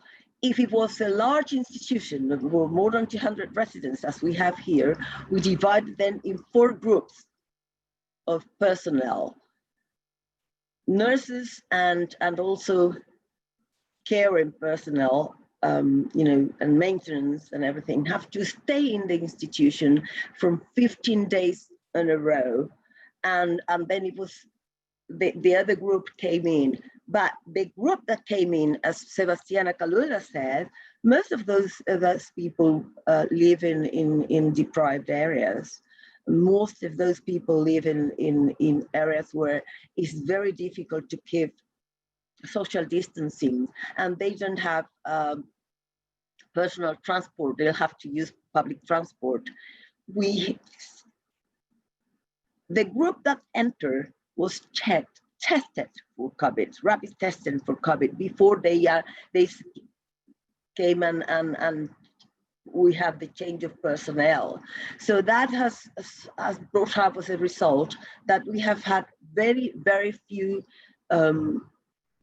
transmission of the disease from personnel to the long-term care residents.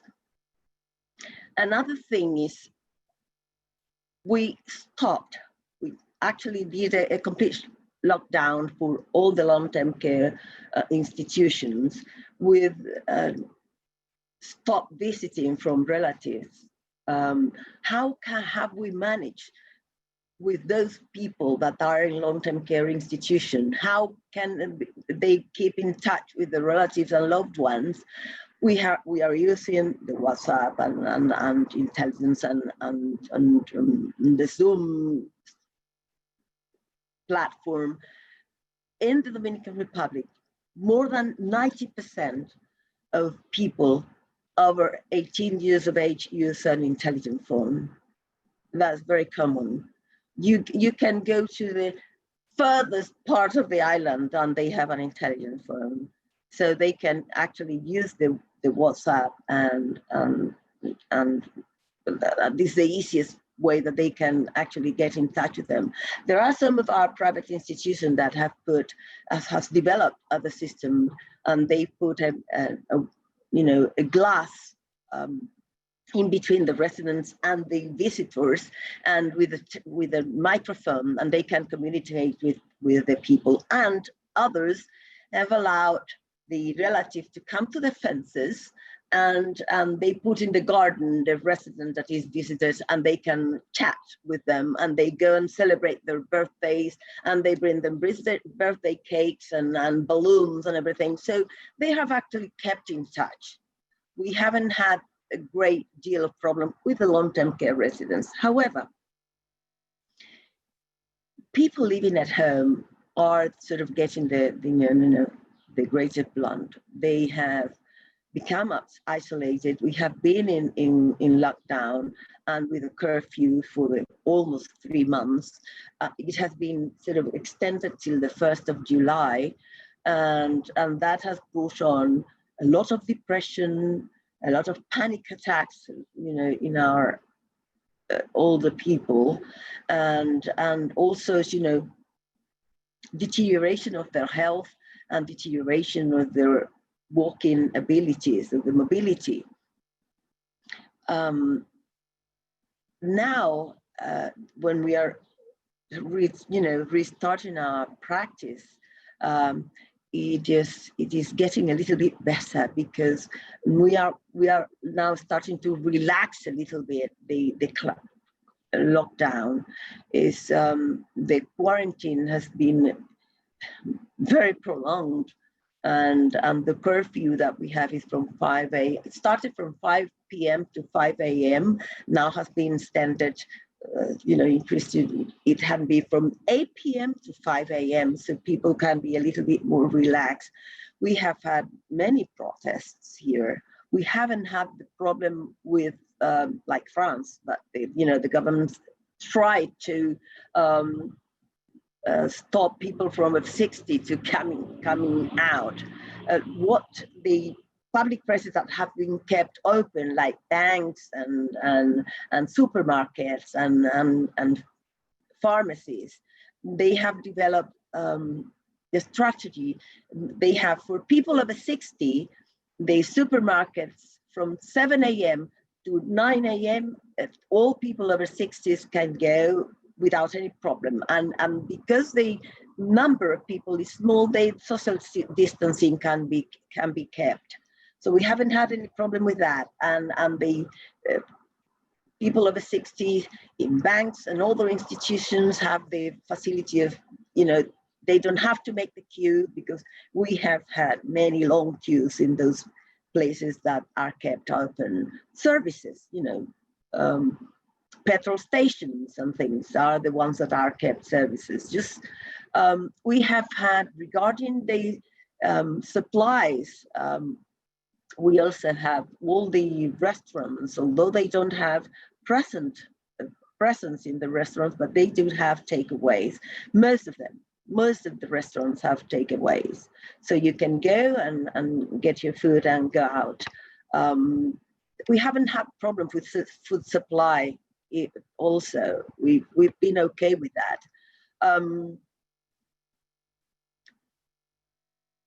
What we are worrying, the challenge that the Dominican Republic has is now that we are sort of easing the lockdown and coming back to reactivating our economy, is that as in every other country of the world, there are going to be more cases detected, and we don't want it to be as bad as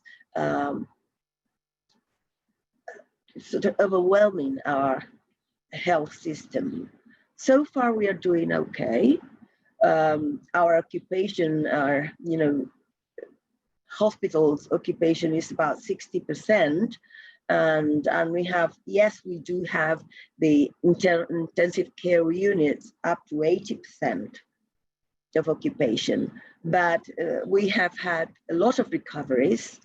We are, I think that what we are doing here is not bad, especially in those hotspots where all the efforts are put, so that we can to start to diminish in our infection rate, and also the cases that go to hospitals. There are lots of people sort of that are doing their quarantine at home and don't have to be in hospital, and that is stimulated through all the protocols and all they are doing a lot of more testing now for two reasons. One, because we want to stop this expansion of the virus, but the second one is because we are going to have general elections and people will have to go to vote. So we need to know exactly how many people in our country are infected, how many are positive, and how we can manage that. There are so many positives, and how it is going to spread in the general elections, where people are going to go to the polls. So that's what we have as a challenge nowadays.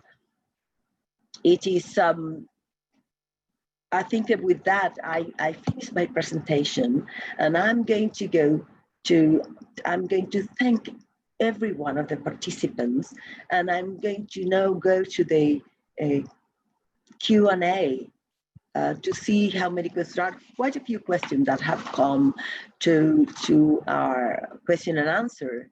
There are quite a few questions. Some of them are directly to some of our speakers. Some are more that can be answered from anyone. One thing that I think has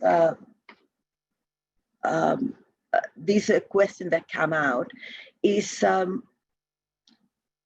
what in all care, long-term care homes, the atrocities that can occur in those homes.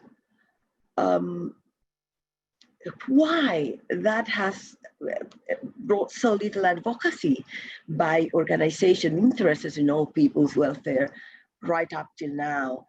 That's something that's a question that comes from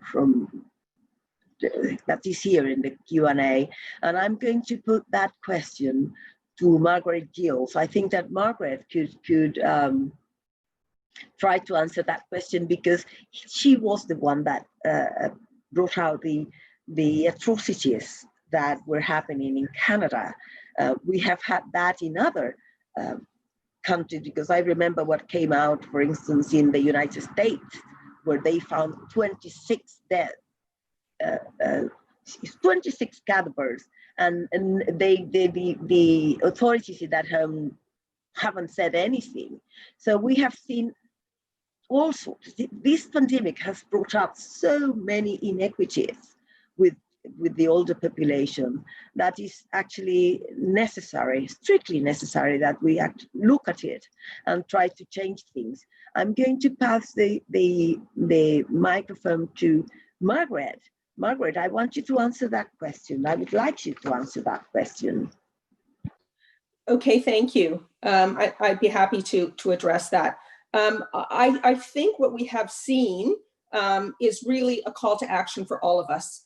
And those of you who are listening today, and my colleagues at ILC Global Alliance, the other great organizations in my own country like IFA and CanAge, we've been really looking at this issue.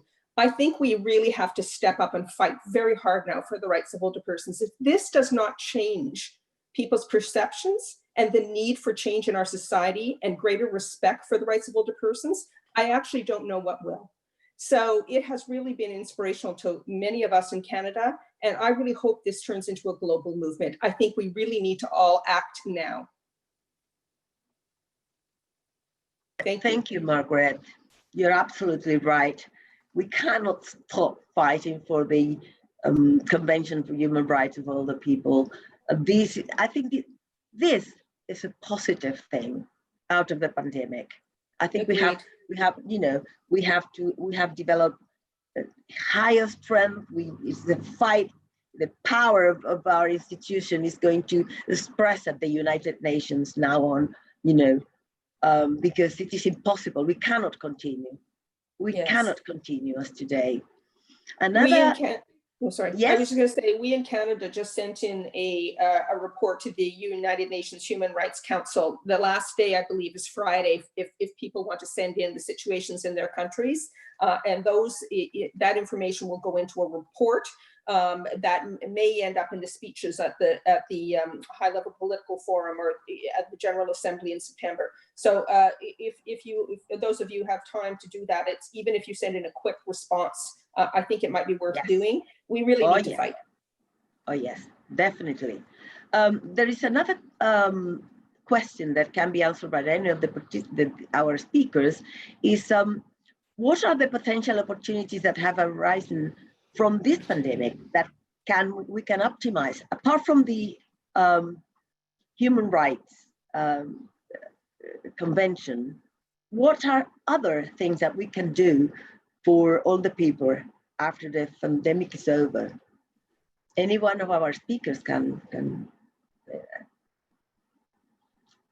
to anyone? I'm happy to pop in on that one as well while we wait for other speakers. I think one of the things we really have to think about is the balance between the impact of social isolation. It was one of the questions that we received, balance between social isolation and controlling the pandemic. And I think we need to really start to look at best practices. I know researchers in Canada are starting to look at that, but we need to think about that hopefully before the second wave, if we get a second wave, God forbid, that we have a response so that we have family members, or maybe one family member, whatever the best practice is, so that we can support older people with respect to social isolation. Very good, thank you, thank you. I have one question, or I'd like to listen to a comment from Professor Julie Biles regarding one thing that came out in the pandemic as well, is the training of the long-term care staff. Lack of training, the appropriate training of long-term care staff.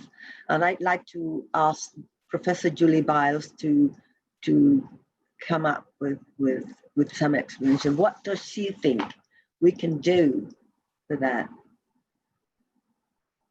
So Julie?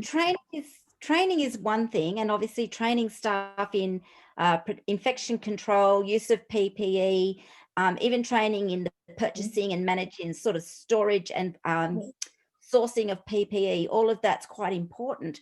But I think the staffing issues are even bigger than that, because there are issues about whether or not we have enough staff, whether we have stable staff, if we're having agency staff coming and going through multiple facilities. Somebody talked about the rosters that people might have, and whether you might have them on for 1 week and off from 1 week, or coming and going. So I think it's not just about training. I think there's a huge number of issues about staffing and just the adequate numbers, the adequate skills in general, as well as the attitudes. And then, yes, there's training in the infection control and those sorts of issues on top of all of that. But I think it's not just a matter of saying, oh, we'll just teach the staff how to do it and that'll be the end of it. Okay. to go over that too. And it's a question of the opportunities for people, the pay that they receive. There are a lot of people that would like to go into, you know, caring for in long-term care institutions, but they don't have the facilities, they don't have the amount of pay, the required paid, and that's why we have a lack of people going into. I remember that in Canada there was a great problem because they didn't have enough staff, and that's why they have to go to the armed forces, to go into the homes. And that happens not only in Canada, that happens in many parts of the world, that we don't have the appropriate number to take care of our long-term care residents. We will have to actually think about it, try to influence our governments in the way they are looking at services for all the people in general. Long-term care, community services, health services, because something that came out is the inequities that we have from the government and from our society. The age discrimination and the ageism that is actually patent in most of the actions of our society. And that actually the pandemic have brought that out, the ageist attitude. Another thing that I would like to draw out, and I'll put that to any one of our speakers, what government and other international institutions need to do today to support the most vulnerable among the older population? What can we do? Hello. Any of our speakers, please? Can I say something? I would like to. Okay, Sebastiana, please. Can I, Rosie? Okay. Is Sally? I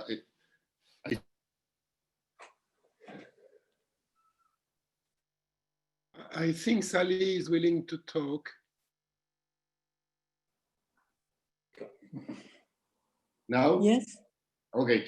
I think that the gerontological associations and societies of doctors must be work very hard to enforce the government and politicians amongst the human right of all the person, because they are, I think, in sometimes a little lost in the situation in the decision-making process which is the best decision to take in this context.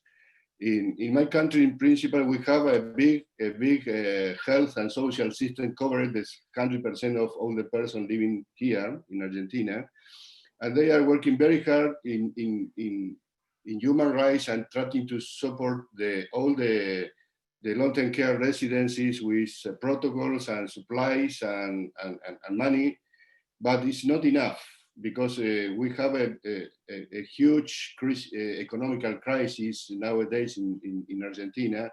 So I think that another thing to do is be more profound in the sense of make a proper visibility of all the persons in the community, because I think that these atrocities you are talking about, or we are talking about in a few minutes ago, in our country, we saw in the past some problems with the human rights in long-term care without the COVID pandemic in the middle. So I think that we have the responsibility to make advocacy every time, every day, with the proper offices of the or ministries of the government, because this is a huge problem for the older persons, and not all the countries have a human rights convention or whatever as a law.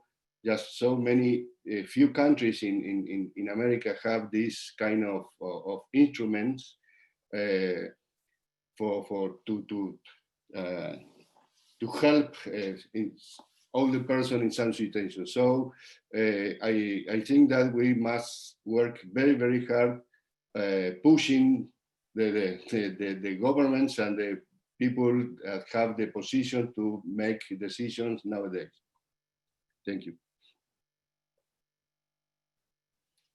Thank you, Jose Ricardo. Sally, did you want to say something?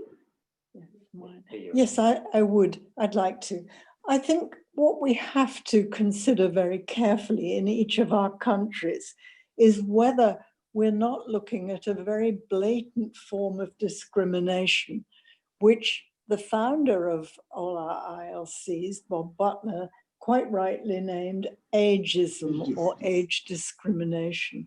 And I think what we're talking about is very often blatant discrimination on the grounds of age, when older people are given less efficient and sensitive services than younger people.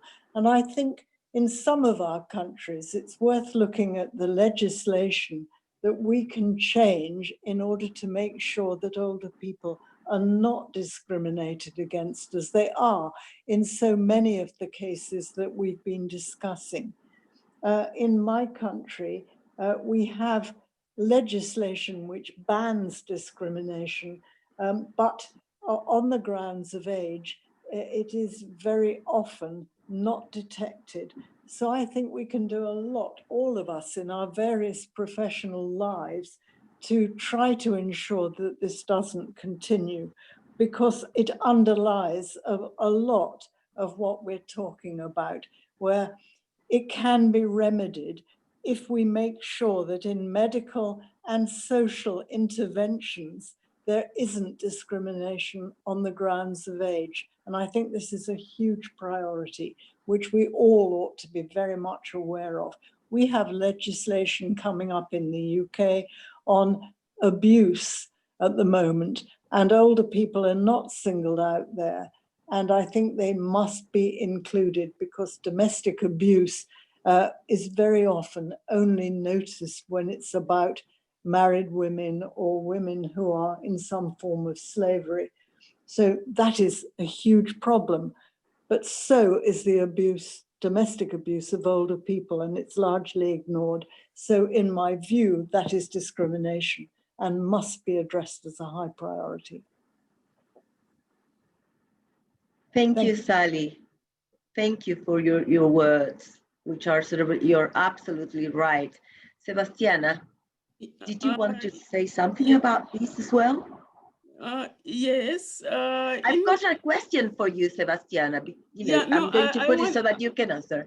You can answer this. I'll add on that and then answer the question. Okay.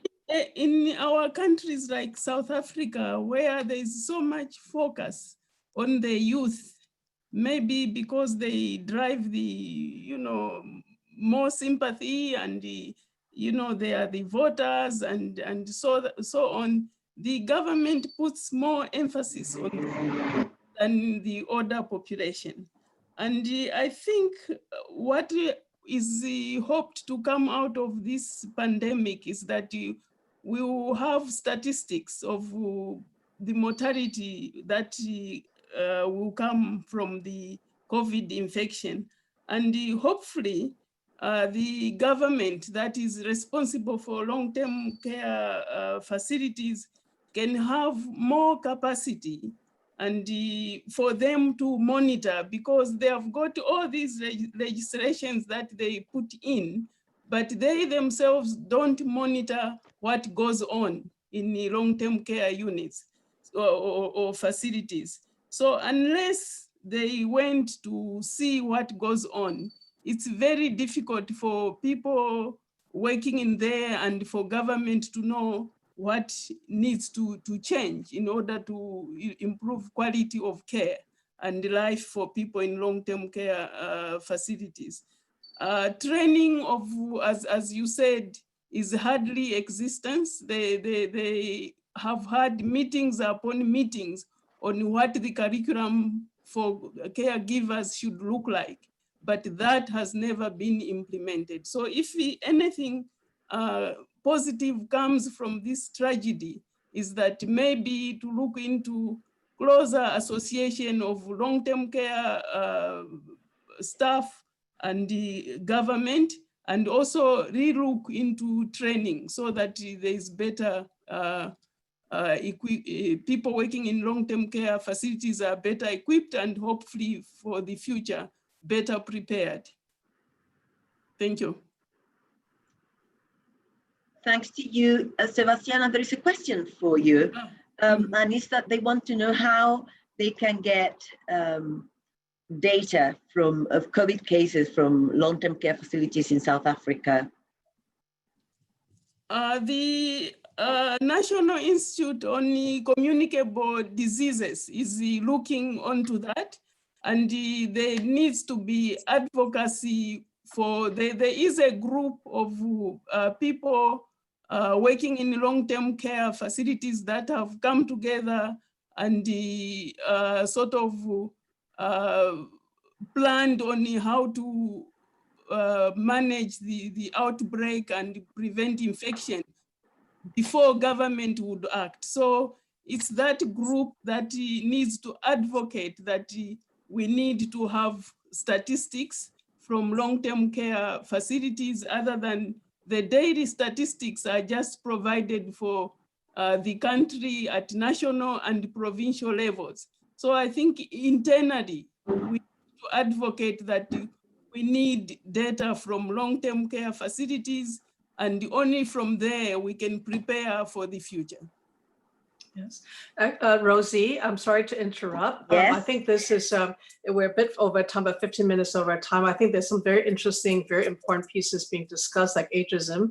And of course, data collection, sometimes part of that, because they're not collected because they consider other people not important. Without data, we also cannot see. So I think on the topic of ageism, something that I think you and I and others have talked about is that maybe ILC Global Alliance should also have a follow-up seminar, a webinar to look at exactly what the role of ageism has to play in the current situation of older people in long-term care overall in the COVID situation. So I'm so sorry to cut you short. The organizers are reminding us that we're 15 minutes over, and we can invite you to sort of wrap up, Rosie. I'm just wrapping up. What the things that we have learned from this pandemic is definitely has brought up the higher risks of our older population to contract any disease, the discrimination and inequities existing in our society towards older people, the fragility and inappropriate funding of long-term care services in every one of our countries. But it has also showed and demonstrated that older people can be resilient, adaptable, and can stand up for their rights in difficult times. And one example of that is what the French people did when they stood up to the government's idea of keeping people over 60 inside lockdown up till December. I really appreciate everyone. I want to thank every one of the speakers. I know that we are over time. I want to thank every one of the speakers that participated in this seminar. And I want to thank every one of the participants. Thank you for being with us for a while. I think that I need to if you want to have more information about ILC Global Alliance and its members, that can be found in our website, ILC Global Alliance.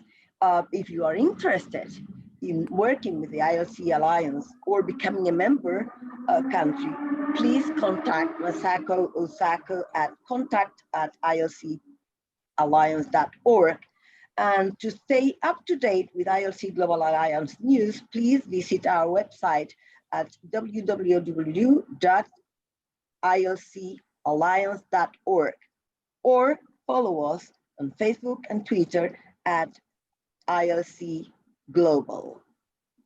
We will hope to welcome you to another ILC Global Alliance webinar or event in the near future. And as Marianne was saying, I think that we will have to need a follow-up webinar to see what has happened after this pandemic start resolving, and what is going to be the attitude of the governments of all of our countries and the view of societies as a whole, how to prepare to envisage any other problem that can be presented in the world.